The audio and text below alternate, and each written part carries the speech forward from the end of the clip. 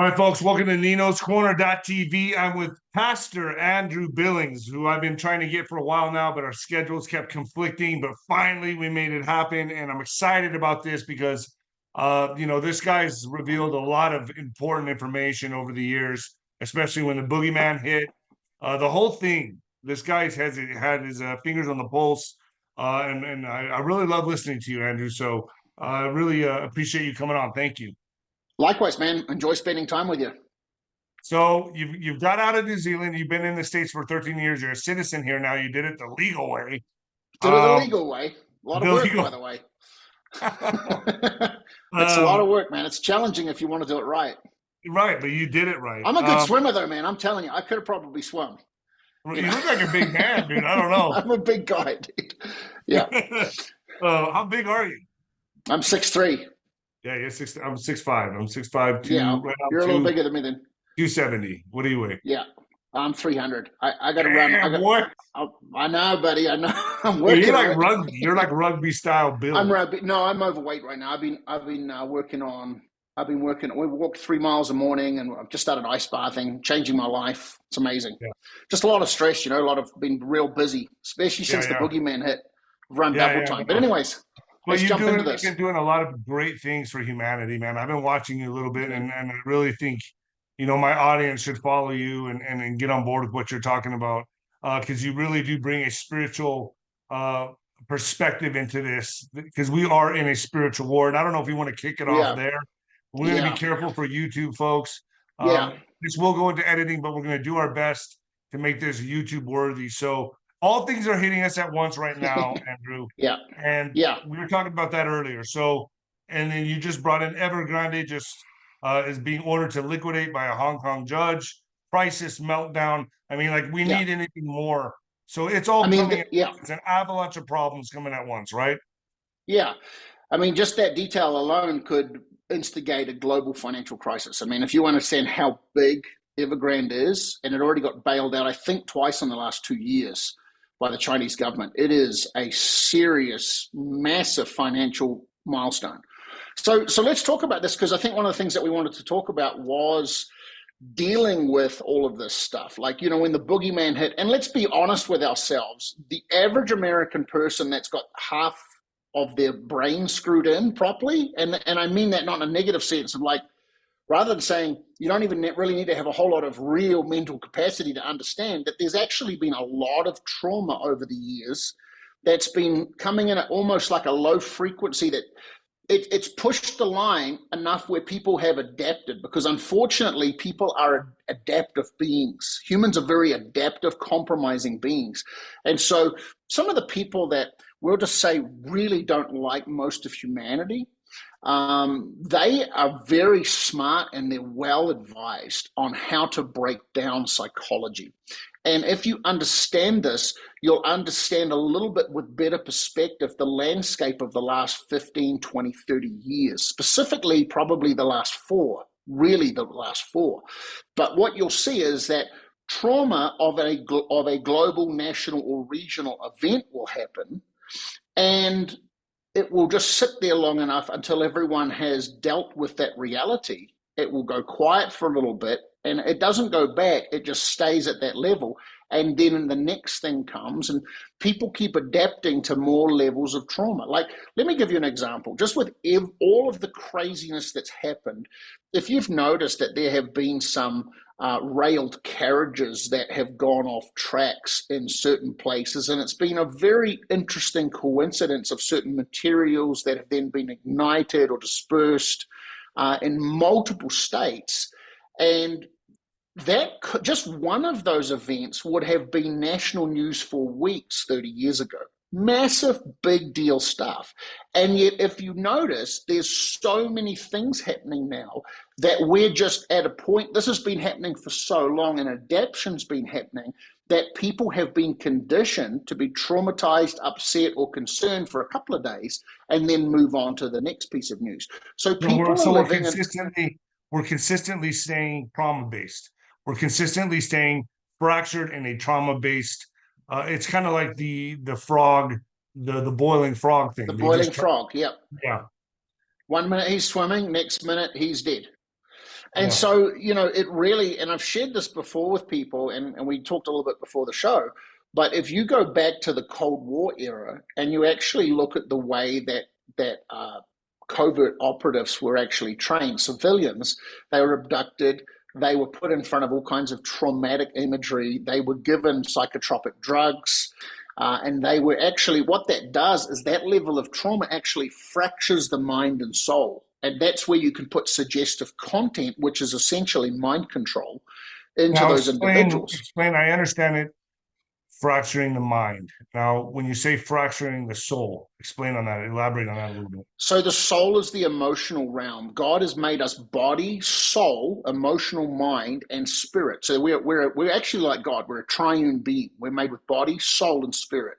Spirit is the part of you that will live forever. Body is your rental vehicle, and the emotional part of you, the soul, is your mind and your emotions. And so that part can get almost reverberated in a turbulence. And trauma is probably one of the most effective demonic weapons to do that. And once that happens, people start being open to, or susceptible is a better word, to suggestive thought or instructions. So that's what MSM would be used for. Mainstream media, problem, reaction, solution, by using trauma. Exactly. So the reason I talked about the Cold War era is that we saw it on an individual level. And we thought that was the height of atrocity, that someone could be abducted from society and traumatized and given instructions to do terrible things and then put back in as a sleeper, doesn't even know it happened to them. They weren't even aware that it happened to them. That's how evil the stuff was. And then with a certain word or a piece of news they saw on the TV or a sound or anything that was the trigger point, then they would go into a response to carry out what they were programmed to do. Now, that's terrible that happened to individuals, but if we really stop and think about it, and we talk about things like the boogeyman, we talk about things like the economy, the confidence we have in our ability to give our personal input on who we think should lead and things like that, and seeing that stuff all being taken and twisted and manipulated, and you start seeing insecurities in people, you start seeing wars and rumors of wars. Very interesting thought there, isn't it? If you think about the scriptures, wars and rumors of wars, what Jesus said about the end of the world, you see all these different things happening. We see Evergrande, we see just, the Middle East, we see Ukraine, we see all these crazy things. And we see, like I said, trains going off rails. There's so many things happening now, like so many things, that people are being fractured in their personal emotions, and to a point where we're now coping with mass, and you don't need to get abducted. You can do it in your living room looking at the news broadcast. It's almost like, when cable was just 3 stations, right? And right. And that's all you had to pay attention to. Now it's fractured into, or now we're looking at thousands of TV stations to pay attention to. I've seen people watching 9-10 programs at once on a screen, right? So that's what it is now. So let me catch you there for a second. It's interesting that you just referred to the TV as TV programs, isn't it? Yeah, that's what it is. Very, very interesting word that's been selected to be put there. It's TV programs. Yeah, that's the same language that was television. Right, it's the same language.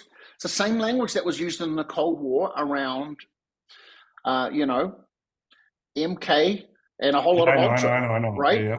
Yeah. So it's very, very interesting when you start looking at that stuff and you start, that was a test tube run. Now we see people sitting in their own living rooms condoning their own programming by all of this trauma. And it's not just what we're seeing, it's what we're experiencing. Put things on your face. All of these different interesting things that are happening. So are you still tracking with me right now? Yeah, you glitched up quite a bit right there when you started. That was crazy. That's interesting. Yeah, like I'm talking massively glitched up. But no, here we are now in 2024, and it looks like, we're all just kind of bracing for this massive tidal wave. I mean, which is already hitting us, but more to come. We're bracing for this massive avalanche or tidal wave of chaos, which we know is coming. We all know, we can see on the horizon what is to come. I had a friend that owned a ranch, and he said, whenever the cattle starts bunching together and then birds start flying a little lower, a storm's coming. And I feel like that's what humanity is at right now. Do you agree? Like we all kind of know as a collective where we are in the world right now. Well, I mean, if we're not careful, it's kind of really reminds me of the fracturing of the USSR in the nation that we're living in. You can see the makings of it, which is really when you've got whole regions of this country looking to potentially divorce each other, it's a very significant and serious thing. And it's come from the response. We're now at the point of extreme responses for the people that are still thinking straight. And they're now called the bad people. People that's willing to do something extreme. And I'm not talking about negative. I mean something extreme like what would happen to the United States if Texas withdrew? Right. Right? That's a pretty serious thought. And where you've got a federal government that's pushing that hard to do some of the things it's currently doing right now, it's a pretty interesting thought. So let's kind of come full circle and actually pull out of that little thing that we've just discussed, because I really believe that a lot of your viewers are really healthy people. I know the majority of them are, if not all, and a lot of them are God-fearing folks. And so what I as someone that's been in ministry for 23 years, I'm in the marketplace. I have 6-7 businesses. We're launching about 5-6 academies this coming year that help equip people to live a more meaningful, purpose, life of destiny and potential. One of the things that I think is really, really important right now is that we all take a step back and take stock of our mental processing of what is being fed to us. Because the reality is that why is it that, and one of the things I'm seeing right now is a lot of people, even a lot of people in this type of community that we're in right now, the type of forum that we're talking in right now, like I'm talking right across the nation, a lot of people are starting to become, you can see that there's a pushing into the corner. Everyone's feeling the tension, the rubber band is maxing out. And this is by design. The people on the other side of that tension actually want this to go there because of what they can do if it goes there. So you're talking about the infighting that's happening, the breaking, the frustration, people fighting with each other. That's happening a lot. I think, in my opinion, there's people being activated within our movement that are causing this to set that dial the other direction to cause a proper chaos within our community. I believe that. Yeah, and unfortunately, there is tyranny there, so some of it's not and completely wrong, but we need to do this much smarter than what the other side is doing to us. And so one of the things I want to just kind of bench and talk about with you is a lot of the things that we're being conditioned around is really important that we actually take a step back and stop processing things out of fear, out of what if this happens. Some of us are so entrenched that we are scrolling 4 or 5 hours a day trying to figure out what's going on. And I just want to invite your viewers away from that, because I'm a very informed person. I try to keep up with things, but that is not my source, nor is it my security. My security is that I'm a son of God. My security is that I have a membership with a much greater organization, right? The kingdom of heaven. And if you're not saved, I would really encourage you that now is a time for you to consider, because if you're not saved, you're probably on here looking for meaning. You're probably on here looking for some kind of purpose or hope or some kind of understanding on how to get a hold of this, because it actually feels like we're all watching a tornado come ripping down the prairie and we're all not quite sure where to do, because it doesn't feel like there's a cellar to run into right now. It feels like there's nowhere to go. And so the reason that we're all here is we're all trying to figure out, what do we do? What's happening? What's actually the truth? And so the first thing that I would encourage us all to really look at, David, is that we actually back away from being an accomplice with the programming of fear. Because just like a fainting goat, a predator can run. And if you don't know what a fainting goat is, go look them up. It's hilarious. You'll sit on YouTube for a minute. The weakest animal on the planet. It's like God made these for the bad hunters for sure. Like, he had some compassion when he made the. I mean, their defense mechanism is giving up. They just give up. It's crazy. Yeah, it's like they go into a temporary state of rigor mortis when they get scared, and they literally are stiff as a board. And so I think, that's really what the enemy's counting on us to do, or the combative force that's coming against the unity of this nation. The number one thing, David, the number one thing of the reason why this nation has been pushed around is because we have lost unity. A kingdom, Jesus said it, but many others have said it as well, a kingdom divided against itself cannot stand. And so if you actually, something I would encourage your viewers and yourself, if you haven't already, something that I would encourage you to go and actually get some education background on is go and look at, there was something called the Chinese Revolution. And that's an era that this nation is currently in right now. We don't even realize it. It was actually called the Chinese Cultural Revolution. Cultural is a very interesting word in that scenario. But essentially, instead of Democrat and Republican, or conservative and liberal, where there's two sides, they were actually divided into two sides with each 5 fractures. And none of these sides would work with each other. And none of these sides would work with each other. So you had a 10-part fractured nation that was easy to manipulate, and no one trusted anyone else. This is a very, very important detail. Now, I just want to say this, man, like, we are American first. Like, I literally have immigrated here from New Zealand. I came here with $14,000. I bought a van and some equipment. I started a business. I struggled really hard for the first few years. Now I have 6 businesses. We're taken care of financially. I've never been on salary in ministry. We do that as something that we do for God, as a passion and an act of obedience rather than as a career. You have a ministry where you're at, right? You have a ministry where you're at right now.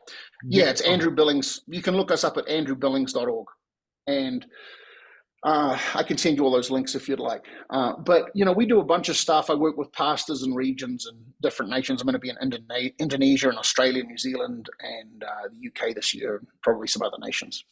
But this is my point. I came here, and no one gave me anything. No one helped me. No one offered me any kind of step up. I came here, I worked hard. I don't have anything special about me other than my determination to not be defeated. Because I'll tell you right now, moving to another country where you don't know anyone and you don't know the culture and you don't have any financial anything to go in and making it, it's a big deal. Now, here's the thing. It wasn't the color of my skin, and it wasn't any special school I went to, okay? It was the fact that I just decided, and I've become an American now. And I live here. I'm gonna live and die. Let me ask you, how many years did you play rugby? I can't even tell you that. 5 or 6 years. I bet you were a tough son of a bitch, weren't you? I put my best out. I can see. I know. Yeah, I can see it. I got into a little bit of K1 too back in the day, right? You know, yeah, do you remember a guy called 𝗬𝗏? Yeah. Remember a guy? Yeah, I used to train in his gym. Yeah. Interesting. Cool. Yeah. Nice. We'll talk about that. Yeah. So my point is this: we're talking about division here. One of the things that I've had to learn about this nation is that we're very easily triggered as a nation. We're very easily triggered with things, and there's old wounds that keep getting pulled up by our enemies, and we need to make a decision. No, it's time to be healed. Like, one of the things that just needs to be healed, that has caused so much pain, is obviously the race card. Yeah. And it breaks my heart, because it's like, look, man, we're Americans. Why do we keep turning on each other? Why do we keep being told? I believe it's completely. I mean, come on. We know that they're dividing the house, right? They're dividing it in many ways. They can create this division as possible. They're dividing it, and race is one of them. Absolutely. And I think we need to stop being so easily manipulated. Like, really, are we that low? Look, of course, we've all got differences, but isn't that the power? That's where the word university came from. Unity amidst diversity. University. That's where that word came from. I did not even know that. Yeah, and what we need to start seeing is, like, why are we being pulled into who gets to tell me that I can and can't trust certain people, that I do and don't get to like certain skin colors? I'm not here to subscribe to that. Why don't we just come out from underneath this? You know, and I know this is real taboo, what I'm saying. I know that I'm not supposed to say this, but I'm an immigrant, and I've come from another nation. And I just want to encourage us, because I'll tell you right now, from what I can, like, if you've got, you know, it doesn't matter what color your skin is, we're American. And I think we need to get to a point where we actually just refuse to being told who we should and shouldn't trust. Every immigrant that ever came to America had it tough, man. If they every single one, I'll tell you, it was really tough. There was no handouts. This is the first time that these handouts are being offered and that's why they're coming here. So that tells you what kind of people we're getting. People that, Yeah, that back in the day, the Italians, the Irish, all of them came here to work hard and make a business for themselves, and they brought their families. You know, they chartered oceans to get here and make a yeah, life for themselves because it was so unbearable in their other yeah. countries, in their homeland. Look, and I'll totally put my hand up and recognize that America does have a painful past. It has a past that has made some terrible mistakes. Having said that, I know that most Americans aren't taught history outside the United States, but most nations have terrible pasts. Most nations have different cultures that go back in history where things like slavery, that was very common. Now, it's not okay, but if you look at every single nation, even nations right now, there's nations that I go to right now to preach in some of the churches, and in those nations, slavery still happens. Wow. Wow. You know, and we're the worst nation in the world. No, what that's nations programming. are these that you mentioned were slavery? I mean, I'll talk about it. obviously, I'll talk about it afterwards. but I'll tell you afterwards. but America is the biggest slavery here is sex, 100%. you know, sex trafficking. Absolutely. Yeah, trafficking. Yeah. And so the reason I'm talking about this, and I understand that some people might get angry and well, blacks and whites and Hispanics and Asians and all that stuff. Hey, we need to realize that we're all one race. And I know that it's not easy because I know some of us have been raised in communities that have been taught to not trust because we get treated a certain way and police stops and all that kind of stuff. I understand. I've had guns pulled on me by police officers. I did nothing wrong. Literally driving to church one day and had a police officer pull a gun on me. I know it's terrifying, but we've got to come out from underneath this. The reason I'm talking about this is the cultural revolution I just talked about. We need to understand there's something going on here that's everyone's being caught out at a very low level emotional trigger point. But there's a bigger game of chess going on. And if we just understood it, if we just bandied together and actually stood up and said, no, we're going to work out our differences on this road. We're going to forgive each other. We're going to repent to each other. And we're going to decide to give people the benefit of the doubt. We're going to decide to walk with people. And we're going to decide if profiling has been in your family, we're going to get that out of our family. At some point, we need to make a decision. And that's what I love about you know, the gospel, is that it's a gospel for all nations. And so I see you said earlier the first thing that people need to do is get born again. In your opinion, that's what most people should. And I agree with you on that. What other more steps than even go ahead. More than any kind of prepping or any kind of like, you know, like here's the deal. Like sometimes we're so patriotic to a piece of dirt, and I mean that really respectfully. I've raised my family here, and I'm going to give my life here. But sometimes we're so patriotic to a piece of dirt, but every person has an expiry date. And what are you going to be patriotic to in eternity? What are you going to live for after this? There's more to this life. You have more meaning in you than just getting a job, choosing a political party, being patriotic to a certain aspect of society or a nation, and having a few hobbies and going on a few vacations. There has to be more to life than that. Otherwise, we're all living a shallow existence. You know, Andrew, I saw the other day, remember the wrestler, Ultimate Warrior? Yeah. Yeah, so I was watching a guy film his gravesite, you know, where he was put to rest. And I was just thinking to myself, wow. He was showing all the highlights of the wrestler of Ultimate Warrior, like screaming. And then he's showing his gravesite. Nobody's there, not a soul around. It's quiet. Nope. And it's going to be that way for eternity in this physical realm. And it's you know what I'm saying? So all of that exciting life and the crowds roaring, now where's he at? That's where we're all going. You know, and that really resonated with me. I was like, wow, because I came from a world of boxing and crowds and blood and then I mean at the end it's the same for everybody. We go to our final resting place and it's quiet forever. Yep. Here on this planet. Yep.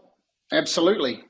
The Bible says that you know, as soon as there's death, then comes judgment, which means we stand before God. Now, some of us have been told that God's an angry, scary God, but he's not. If we will see that Jesus isn't just some crazy person that came and had a few good ideas and tried to be a social influencer and have some great meme quotes, he was so much more than that, in that he didn't just talk about something.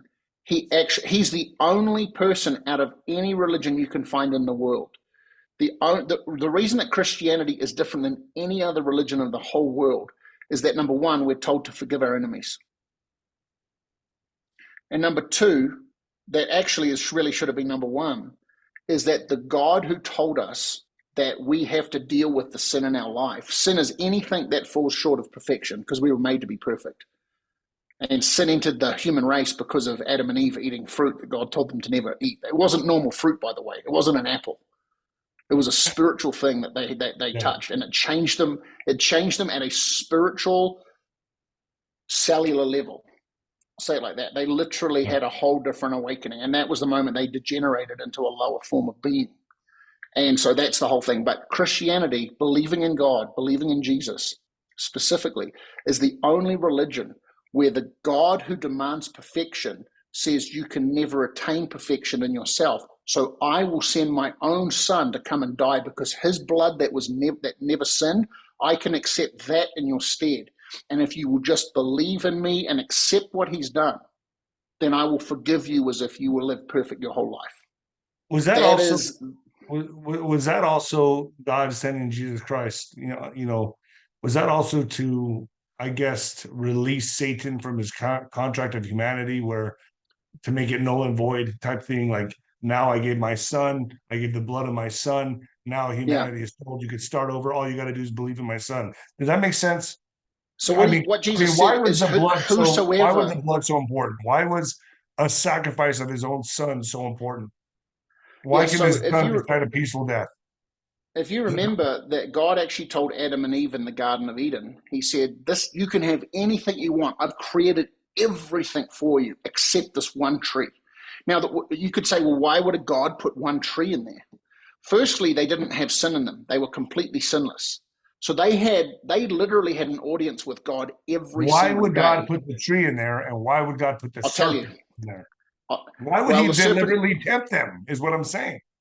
Okay, so if you look at the angels are beings that were made to serve God. They never had a before story. They appeared after being created, and they are servants and warriors and messengers, right? They were created to serve, and they appeared.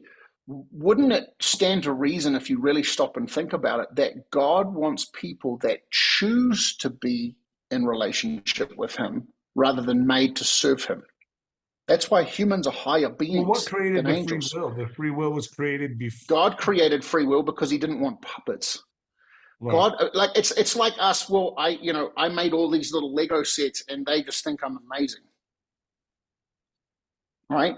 We just bought a puppy yesterday.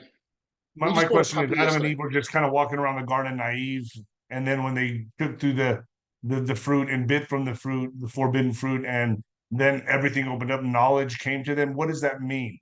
They had knowledge. You ask a lot of people that are Masons and people that are into that world, they'll tell you a whole completely different story on why they side with that side, Luciferians. Okay, so here's the deal. We're going to do a whole podcast on this, because I'm going to give you. I understand. I know a lot. I have family lineage that was deep in the Masons, up to the 33rd degree. I understand deep about. So you understand where I'm coming from.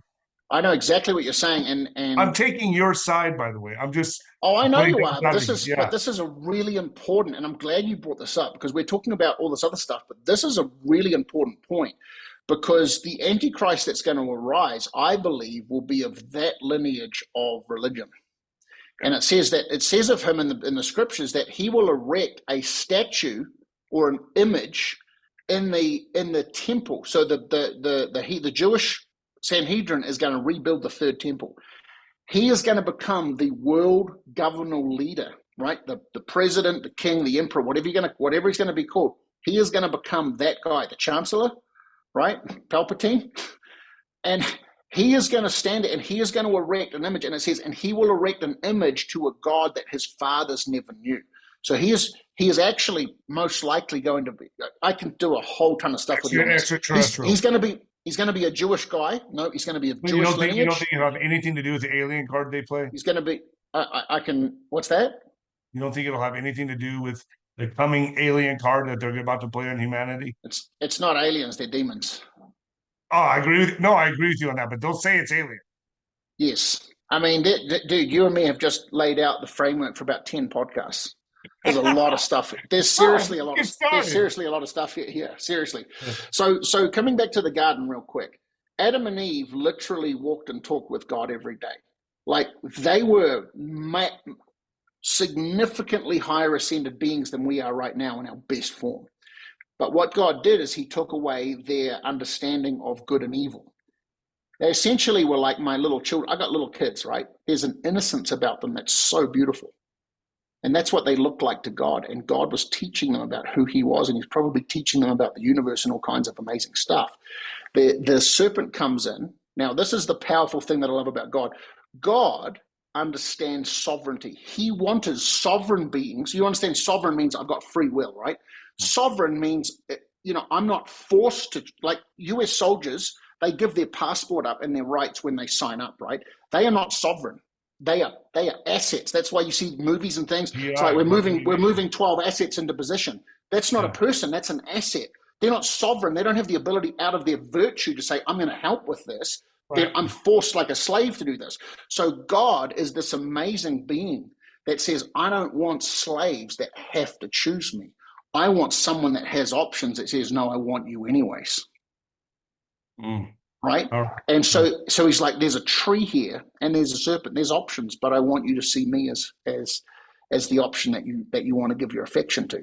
Which if you think about it, there's no narcissism in that. There's so much security in who he is. And unfortunately, they made a bad decision and it entered a spiritual demonic DNA called sin into humanity that's come all the way down. And the Bible says, without the shedding of blood, there can be no forgiveness or remission of sins. Now, what that means is, the simple version is this, is that, I know we meant to talk about a ton of stuff right now. No, I love it. I love it. But this is so important.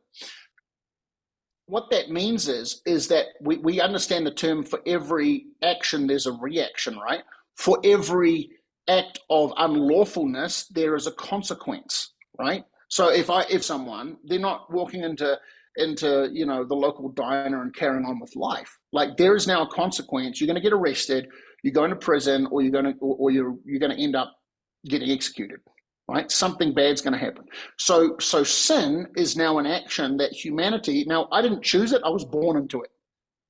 And I was born into it because of the consequences of all of our ancestors that go all the way back to the Garden of Eden. It was a genetic demonic lineage that came in because of man's choice. We had a sovereign choice. We didn't choose God in that moment. We chose the devil, unfortunately. Yeah, and you can say, well, it was Adam and Eve, but reality is maybe all of us would have made that choice. So every single one of us is fallen. We're all fallen. So here's the deal. The minute, what most people don't understand is the minute that Adam and Eve bit this, if you remember when God created Adam, he said, be blessed, be fruitful, multiply, have dominion, and subdue the earth.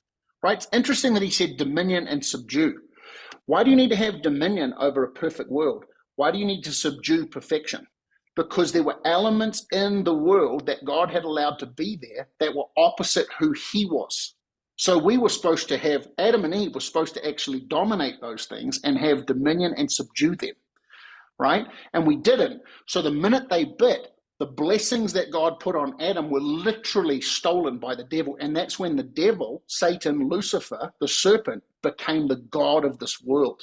But that is why Jesus Christ is so important, because why Jesus Christ is so important. Because if you remember when he rose, it says he took the keys of sin and death. Who did he get those from? The devil, who had stolen the keys of blessing from Adam and Eve and become their prison keeper, their warden. So when they say when Jesus was crucified and buried and he went to hell, correct? Did he go to hell for 3 days or something like that? I believe he went to hell he was gone for 3 days. I think he did other things, which we can talk about another time. It says he went and preached to those that were dead previously, that didn't have the gospel, because there's a lot of questions that come up for people around that. It says he went and said he led captivity captive. So he went down to all those souls that were in a holding place called Sheol. It's a place that Jesus talked about in a parable. We're talking a lot of content right now. You can see the rich man and Lazarus. You remember hearing that story? Not Is it like, purgatory. That's a Catholic concept. okay, But that's not actually scriptural. okay, okay. If you want to look at the we can. I know that I've maybe just upset some We got folks. another 10 podcasts coming, right? Maybe 20. I don't know. I love it. But look, but the point is this, is that Jesus then rose from the dead, having conquered sin and the grave. The very thing that Adam and Eve submitted to was sin and death. God said, the day you eat the fruit, you'll surely die.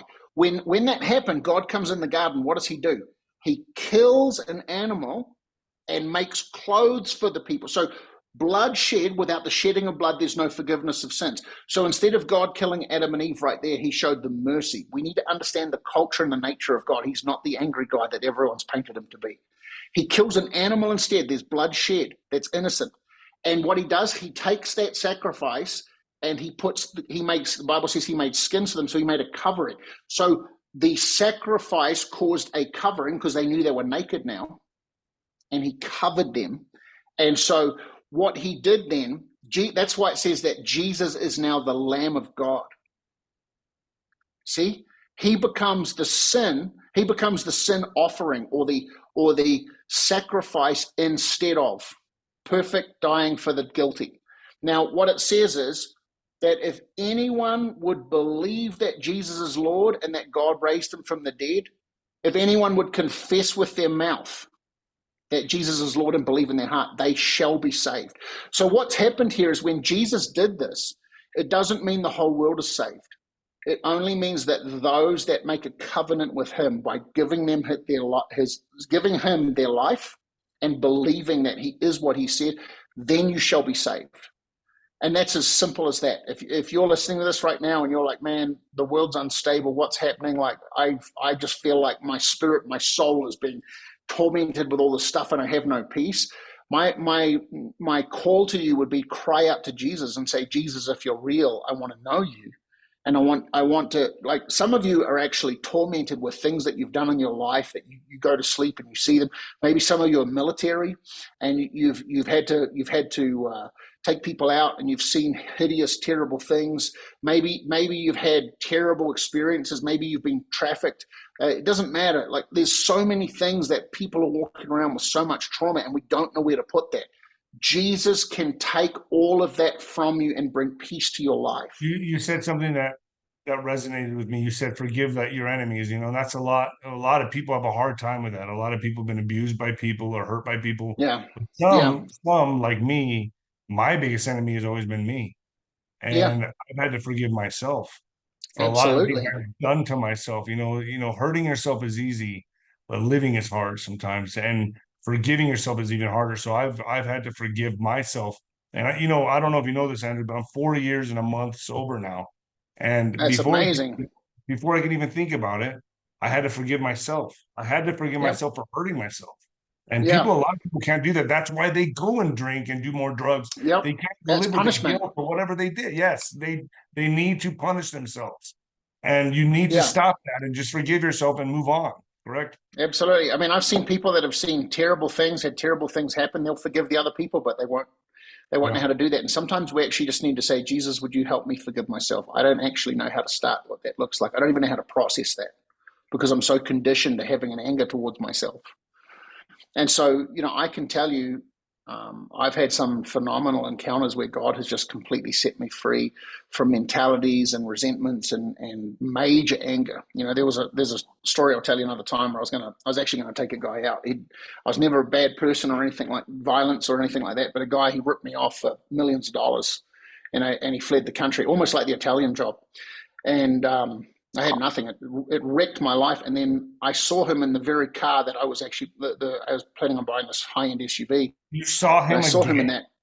I saw him again, and I turned the car around, and I was chasing him. I had it all mapped out. It wasn't even something I thought about. You understand what I'm talking about. Just, it was an immediate muscle response. Mm-hmm. And I actually did a podcast just recently with a hero of mine, a guy called David Hogan, and we're going to be playing that on the Andrew Billings podcast. It's called Formation. You can check that out on Andrew Billings Ministries YouTube. And so that'll be going up soon. But go ahead. I'm going to send you the link when we get it up, okay? So But anyways, I was tailing this guy and I was waiting for the lights. I knew exactly how it was going to happen. I was going to bum rush his car, rip his door off.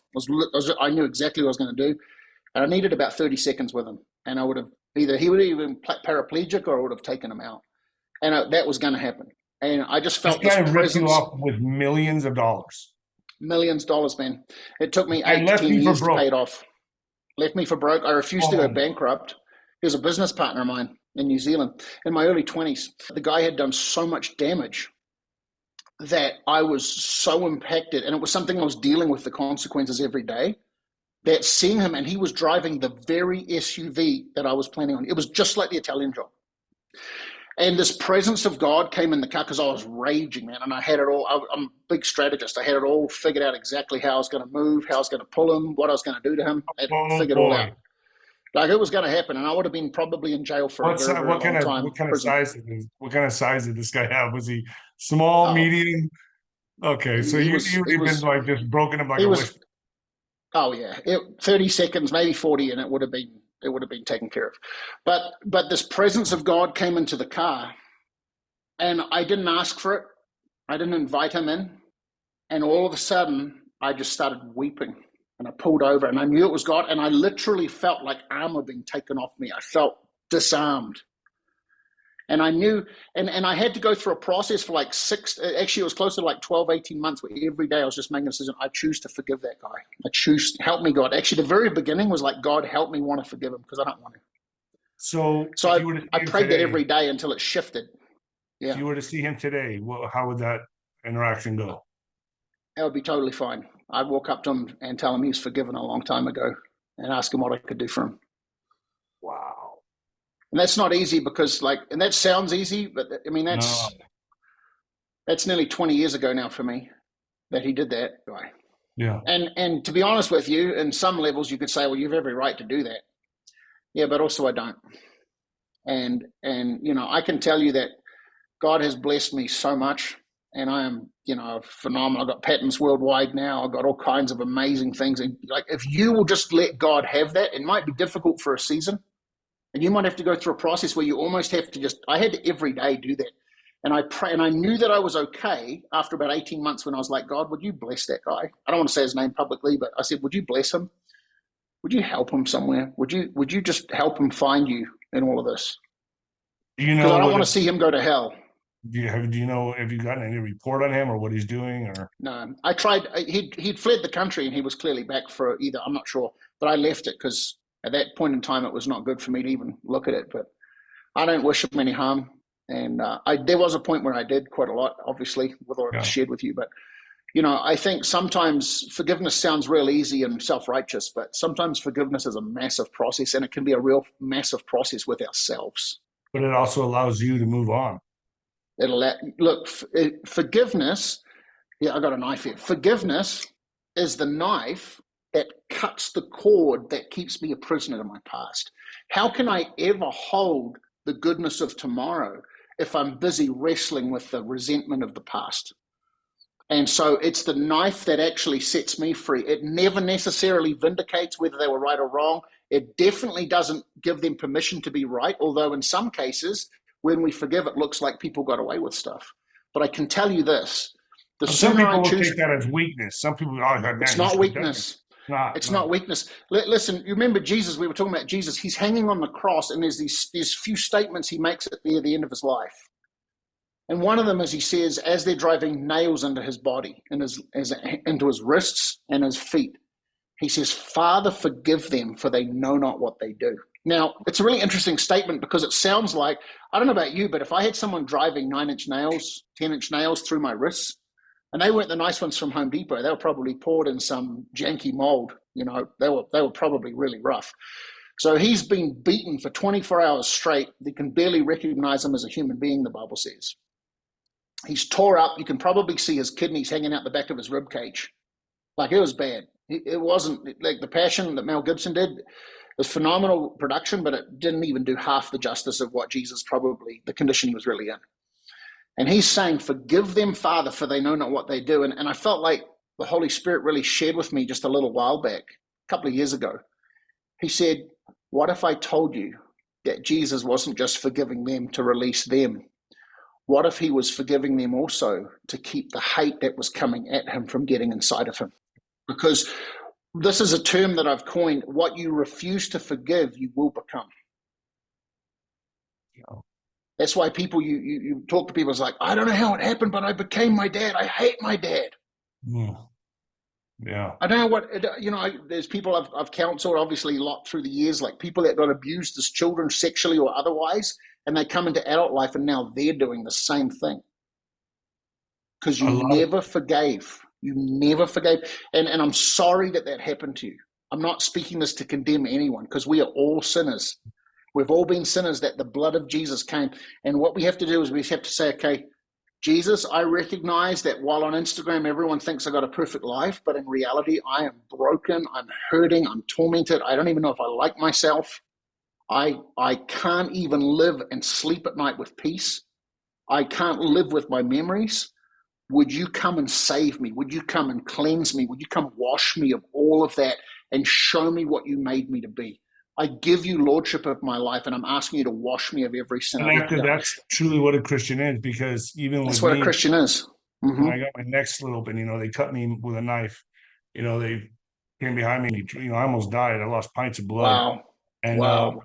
And they never got caught. And I never blamed anybody but myself. But the truth is, I've had private investigators call me, like, we can get these guys. I can start on it now. And I've always said, no. It's over. It's done. Right. As hard as it is for me to say I forgive these guys, I do, man. And whatever comes to them will come to them. It's none of my business anymore. Yeah. I did my part. Hatred only invites darkness in, man. Yeah. And that's what I did. I just go. That's a powerful story. I'd love to hear more about it. It doesn't serve me at all to just keep reliving it. And Yeah. you know what? I don't remember. I know I only remember blurry faces, and I just want to keep it there. People have said, well, do you want to hypnosis? Do you want to go recount what I No, I'm good. I'm done. Yeah, leave it with God, man. And there's sometimes where justice actually is needed, so they don't do it to anyone else.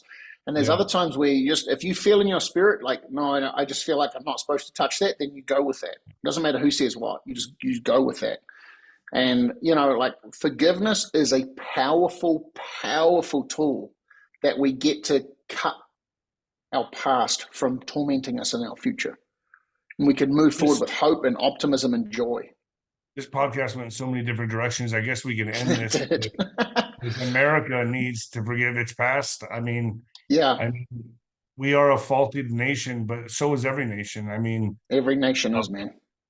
Man, I'd love to bring you on more, Andrew, if you're willing. It's kind of hard to lock you down. You're a busy guy. No, I can do it.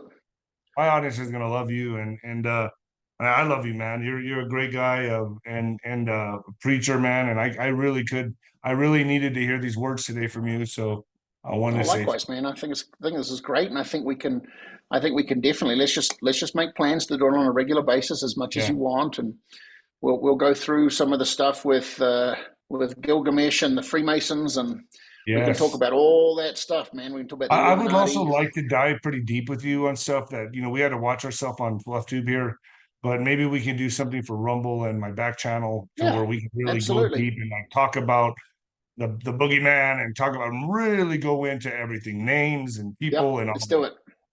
I'm in. Andrew Billings, everybody. AndrewBillings.org. AndrewBillings.org. Check him out.